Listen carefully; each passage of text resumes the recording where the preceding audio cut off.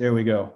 So a little bit about me. I'm Bernard Brantley. I'm CISO at Corelight.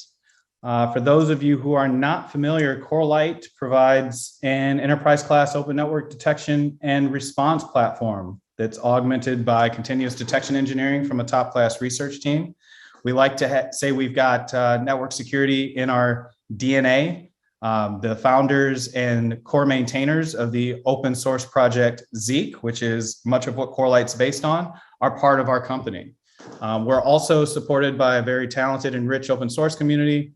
At the core, we provide visibility for both on-prem and cloud environments. We fuel analytics through our rich context, and we accelerate investigations and optimize threat hunting efforts with the rich metadata. So what I want to do today is give you a unique perspective, right? So I am from Corelight, but I am also the CISO responsible for managing the security here. So I'm in a unique position where the tools and data I need to fulfill my job are also a part of what the company I work for provides. I've been at, prior to Corelight, I managed network or threat hunting and threat intelligence for Amazon Consumer Payments. And prior to that, HVA spaces are high value assets at Microsoft. So I've been around or worked within two of the largest cloud providers out there and understand some of these things well. What I'll give you today is some of my view on how these things impact me, and then a little bit of flavor in what Corelight can do to help. So Dave gave you a really good overview of what the entire survey covered, but I'd like to deep dive into a couple of areas. Primarily, there's this conversation around what does network visibility actually mean in the cloud? I've done a number of webinars with Anton Shavakin over at Google. There's a number of articles out there that speak to why network monitoring is still important.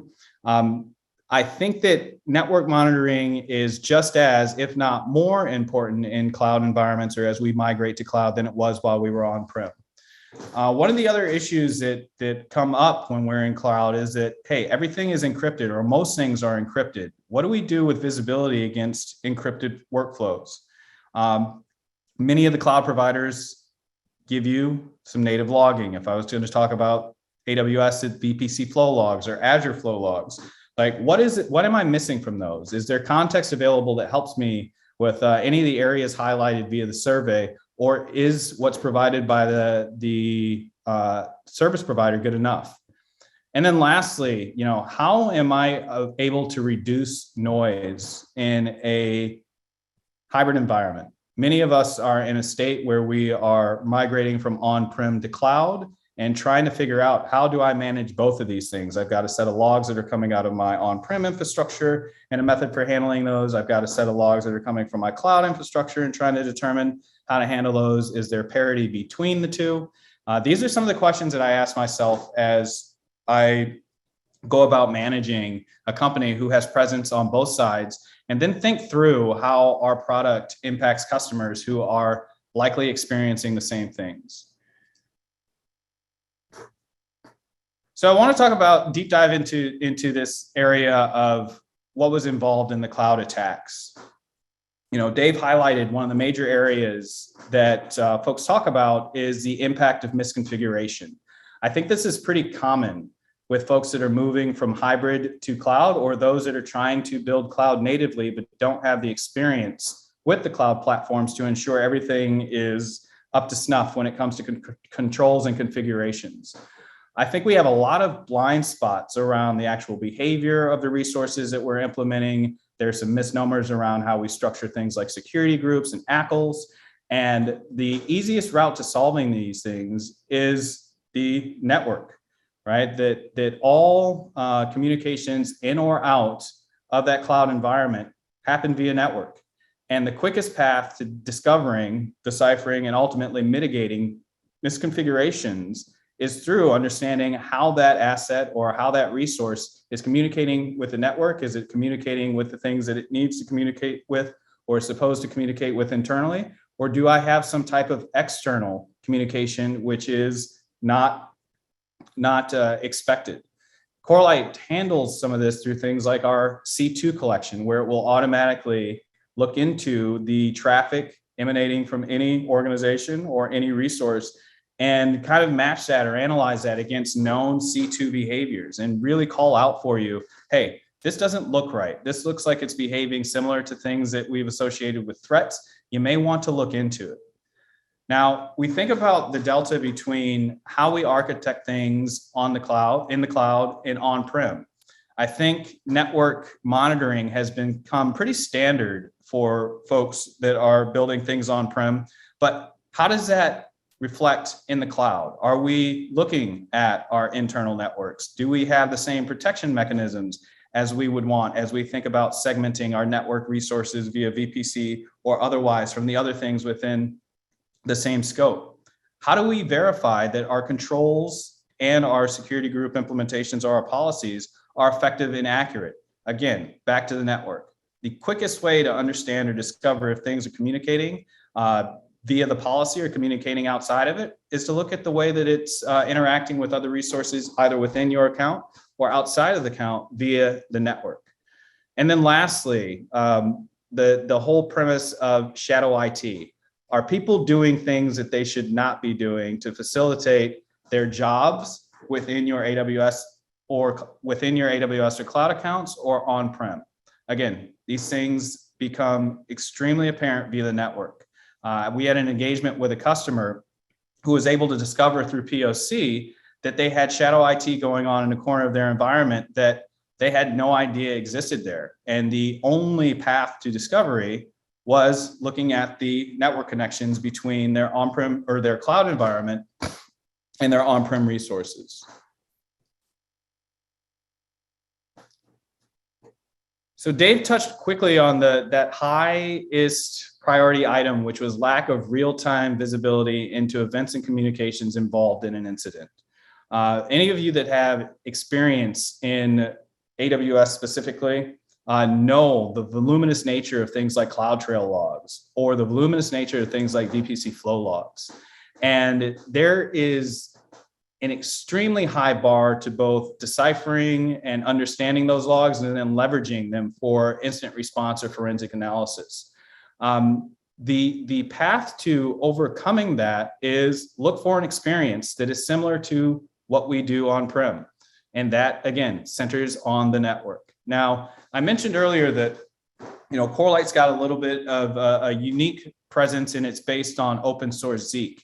And for those who are not familiar with Zeek, or what was formerly known as Bro, we ingest traffic and then express it as a series of rich metadata logs. So for instance, if HTTP was being analyzed, rather than seeing via VPC flow or AWS flow, a record that says, here's your source, here's your dest, here's the amount of bytes transferred, and here's the port or protocol that was associated with that. If I took, for instance, HTTP, not only would I gain context, or not only would I have that information, but I would also see metadata around things like the URI, the HTTP referrer field, the headers that were exchanged, the status code, any underlying data that was included within that conversation.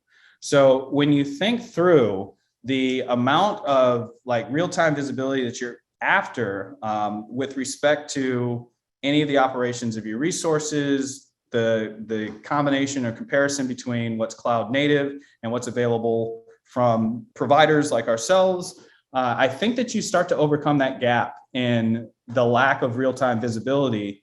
And it's really easy to understand and maintain. I use this really internally, I use this as a method for both discovering what things are running in cloud accounts that did not have a strict policy associated with them, as well as leveraging the data for incident response. So we have some pretty mature on-prem, pretty mature processes around how we execute IR and forensics on-prem. In order to do the same in the cloud, I think it is important that we leverage the same data types. And today, that's a challenge for folks. Outside of layering in some type of network visibility in the cloud, you're really dependent upon those cloud native resources, or as Dave may have mentioned earlier, bringing EDR in and trying to understand the context that it provides. So the network evidence provides parity between those things that you were doing on-prem, both your IR processes and forensics, and what you're doing in the cloud. And then lastly, your ability to tie additional context into what's coming out of those cloud native logs. For instance, your CloudTrail logs. If I was looking at the behavior of a resource and identified via CloudTrail that this was the key exchange, this was the principal identity that was associated with this resource, the resource called these other resources, but what does that actually mean? Having the cloud data or the network data there that allows you to see exactly who, how, and what that asset was communicating with and the nature of those communications gives you all that context you need to augment that cloud native evidence with what's required for IR, or gives you an experience at parity with what you've been doing on-prem.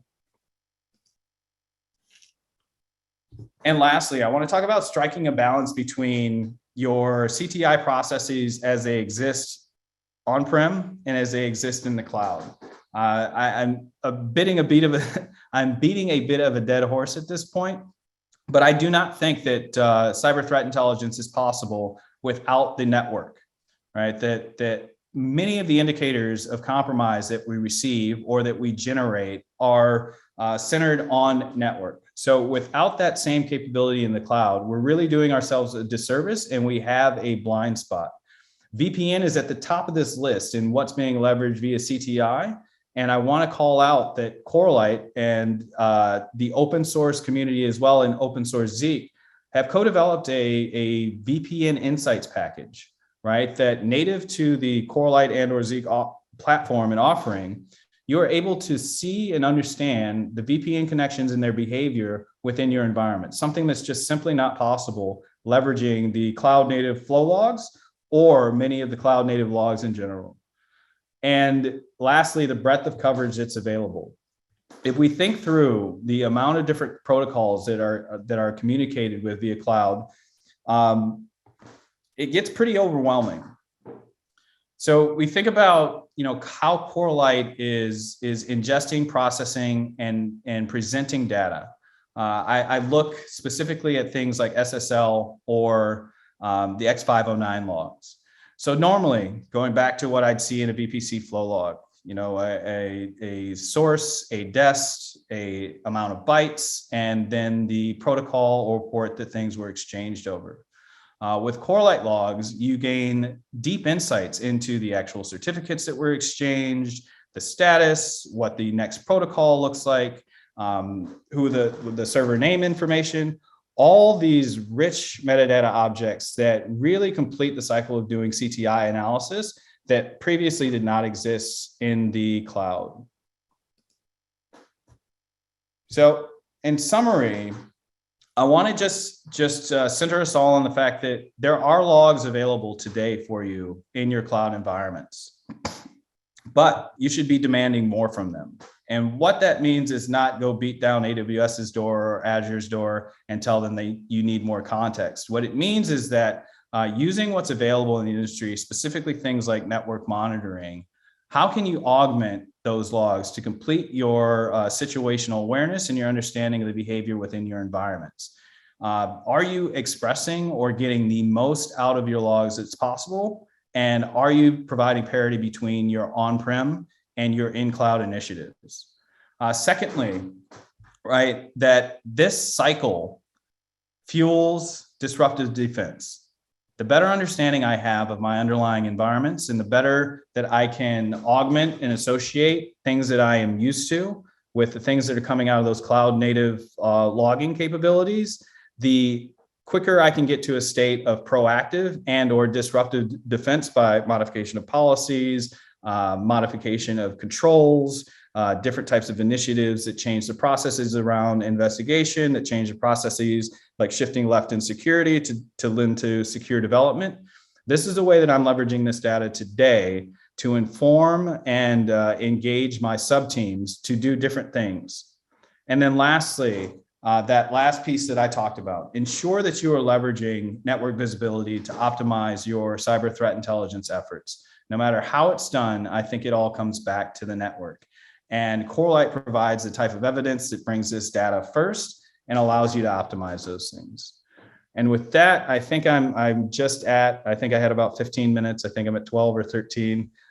We've got the Q&A function over on the chat. I'm here for any questions if you have them. I'm also available in the Slack. And I just want to thank you for your time today. Those because it's time, right? So let's have some fun and get into it. So what I'm going to do, I'm going to start asking some questions. So by the way, for all of you that are attending today, we had so many questions that if I don't get to yours or I don't get to some of yours, please just know I tried to create a nice variety and breakdown of some questions because I wanted to make sure that all of the panelists had the opportunity to chime in and give their thoughts on some of these things. But we've got a lot of really good ones. And so what I'm going to do is I'm going to actually just I say pick on, but I'll call on some of our panelists to sort of kick us off and get your thoughts. And if you don't feel the question's a great fit for you, again, say, hey, yeah, not really my space. Let's go on to somebody else. I think that's totally fair, especially for some of these that might be a little bit more technologically specific or sort of focused on one or more areas of controls. I tried to sort of, find the ones that I think would be most applicable to the most of us. But let's start us off, right? So I'm going to jump in with our first question, and I think this is one that all of you are going to have an opinion on. So, like I said, I'll choose somebody to kick us off, and then we can kind of go through and everybody can chime in. But the first question that came in, I thought was a really good one because it's a sort of macro level question, and here it is: what's the balance of hybrid controls and how things are trending? This really obviously goes back to some of the survey responses and things that came through. There seems to be one camp leaning and pushing for cloud native controls and another moving to third-party security tools, CASB, container security, et cetera. And I think this one in particular is very applicable, especially since there was some network-centric solutions and companies that are represented here as our sponsors. I think that one I have very particular thoughts on, but I'm going to start us off. Bernard, I'm actually going to pick on you first. I'd love to get your thoughts on this, right? Just seeing those hybrid controls, things that have worked well on premises, and people having this discussion or comparison of, do we look at the cloud native? Is there cloud native? How do we manage some of these things? What are your thoughts on that? It's an interesting position because from my perspective, it's required to go third party to gain additional visibility into your cloud environment, say via one of the multiple people listed here today or Corelight specifically. However, I think it's important that we discover how to implement controls in a cloud native way. I think that the only way that we kind of evolve as an industry and are able to learn from each other is by leveraging the tools that are readily available in the clouds that we are, that we are building within, and then share what's successful across. And that becomes much more difficult and a bit more convoluted as you start layering in specific third-party tools to accomplish your control objectives. So the closer you can come to kind of standardizing your control implementation and methodology around what the cloud providers give you out of the box, I think the better off we are. And coming from Amazon, it is possible to craft things in a way that gives you an extremely secure posture above and beyond, I think, what most people are thinking through or thinking is capable with just what's there in the cloud today. And I'll pass with that. No, great answer. Any of you would like to chime in next? I'll open it up. Sure, I'll take a step. I think I'm along the lines with Bernard though. I do think it's what we're seeing at Gigamon is typically organizations will go for cloud native, and then as they realize, oh, I can't get that.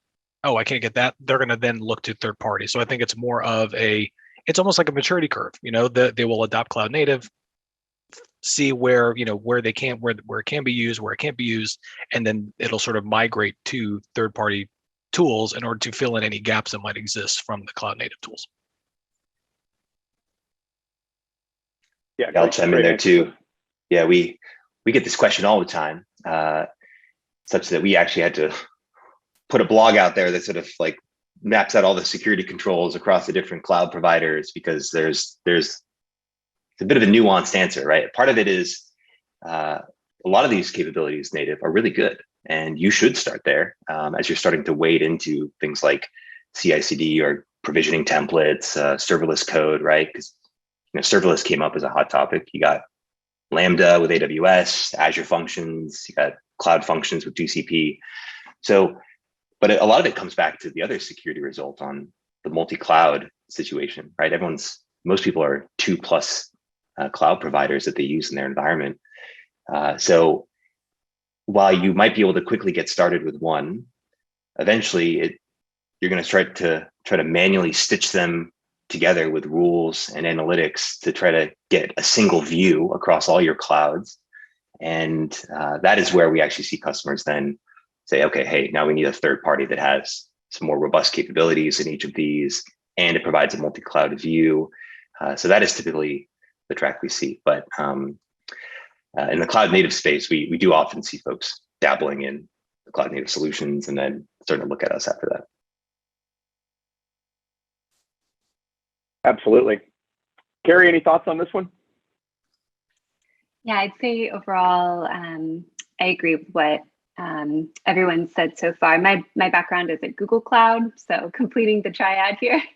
And I think that at Google, we have a fantastic set of native tools, whether you're using those for key management or tools that look for sensitive or regulated data in cloud environments. And I think those are excellent tools to look at the cloud providers for. And then when you're moving into a multi-cloud environment or a hybrid environment where you want that view into what's going on premises as well, I think that's a great place to start looking at third-party tools. Great answers. Yeah, thanks for that, all of you. I'll give my very brief take before we move on to our next question. I generally agree. I think there's a couple factors I tend to see with clients and organizations out there.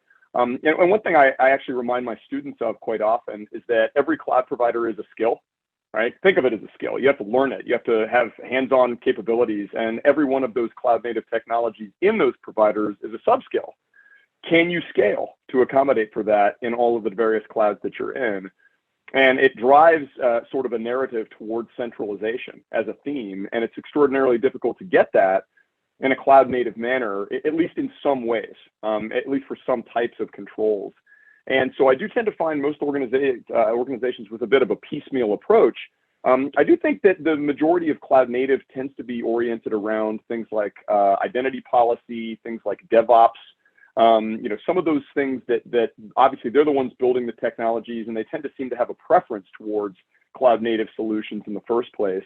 But I think there are some huge gaps in the security space right now that can be addressed with cloud native, definitively. And I welcome disagreement on that if anybody has it. But if I need to broker or funnel network traffic, can I do that in a completely cloud native way in every one of the, we'll call them the big three? And let's just let that sit out there for a minute, because I think we all know the answer to that question. And so where does that put us, right? So that's my take on it. I think that, it depends on a lot of factors.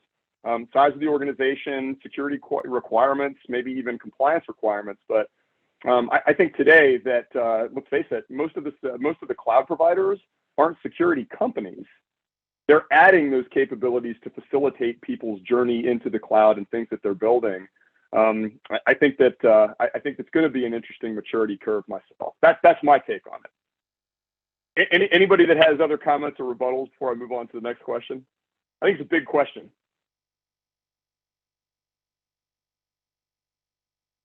Okay, that's the sound of silence. Let's move on to our next question here. And I love this one because it's a totally loaded question that probably comes back to things that you've observed out in the world, talking to folks and seeing what they're doing. What is the one most common loose end that should be plugged first on the journey to secure cloud environments. And for that one, why don't we go ahead and kick things off with Nick. Nick, what are you seeing out there? What's the big, oh my gosh, we got to do this first? Get a handle on the misconfigurations in the cloud. Something people deal with earlier in their cloud journey. Even with our customers, who we see as ones who are pretty advanced along their cloud native journey and have already taken the initiative to purchase a cloud native security product, like they still have 73% of their accounts with public S3 buckets. I've mentioned like nearly half of teams have MFA not enabled on their root accounts. So there's it's not easy to do. First of all, this is not like a flip a switch and suddenly your configurations are all addressed, but getting a handle on that and just having visibility into it is like the first step, I would say. And then prioritizing which ones to address first.